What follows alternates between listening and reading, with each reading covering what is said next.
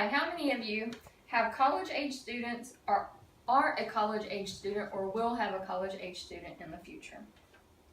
Did you know that more than half of all people will have an STD at some point in their lifetime, and that each year 1 in 4 teens contracts an STD? I have 2 college-age students and a family member who has contracted an STD and have since researched the topic extensively. I want to inform you about STDs among college-age students and urge you to have your child or your student tested. I want to first share a few statistics about STDs.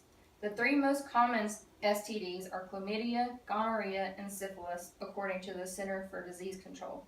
Last year, there were more cases of STDs reported than ever before in the U.S., according to the STD Surveillance Report.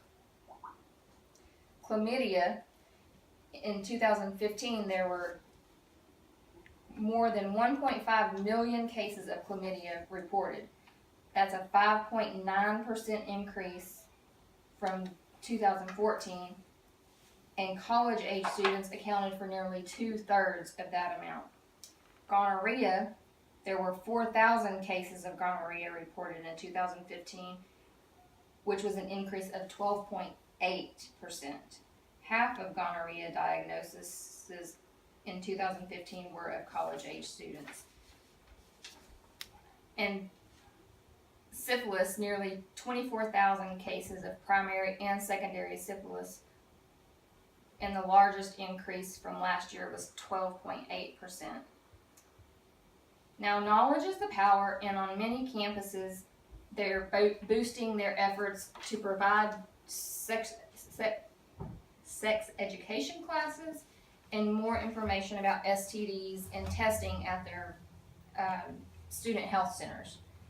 At Northwestern University, they recently implemented an online sex education course for freshman students that highlights issues surrounding students' sexual health and knowledge, according to Duke Chronicle article. Knowledge and prevention of STDs needs to be increased among college-age students. According to an article by College Times in 2011, one of the biggest reasons that these diseases are running rampant around the campuses is because of lack of knowledge. In Valiente's article on Northwestern's Sex 101, she notes that some students felt like taking a sex education class would make for an awkward conversation. However, one freshman student noted that the sex education she received in her high school classes was mostly involved around discouraging students having sex. That does not give the students sexual education about sex or how to protect themselves.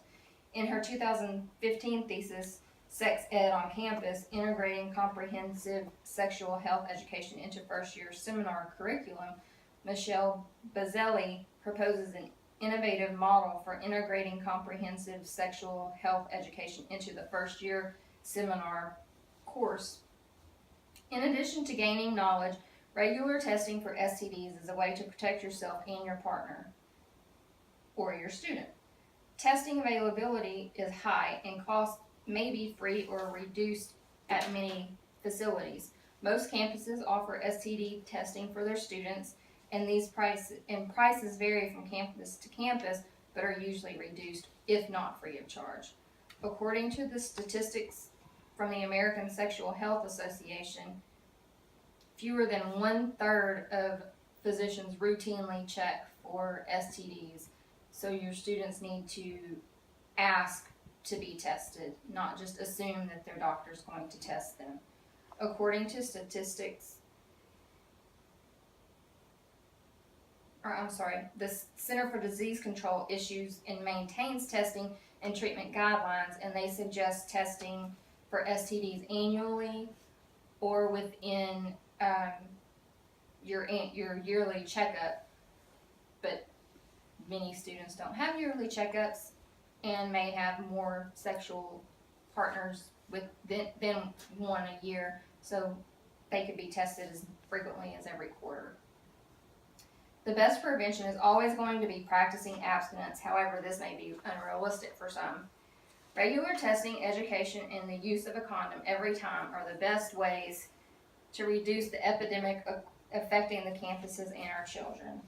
The statistics are staggering that 1 in every 4 teens contracts an STD each year,